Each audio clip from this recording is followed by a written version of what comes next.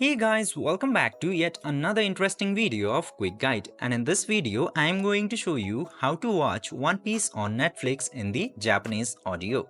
So without any further ado, let's dive right into this exciting video.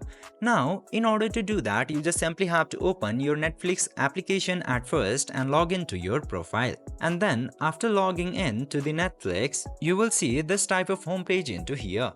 And now, in order to watch One Piece, you can filter it through TV shows, movies and categories. You can choose anime and filter out, but the easiest option here is to use this search button. Just simply tap into the search button and just search for One Piece. And this One Piece anime will be appeared into the top results. Just simply tap into that. From here, you can watch the One Piece starting from episode 1089. Now, to watch it in Japanese, just simply open any of the episode that you want to watch, and after that, tap into this audio and subtitles option.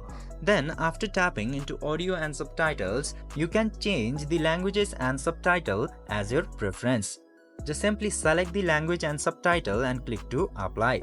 This is all you have to do in order to watch One Piece in Netflix in Japanese language. I hope this video was helpful for you. If yes, don't forget to like, share and subscribe to the channel to never miss another update. Thank you for watching the video.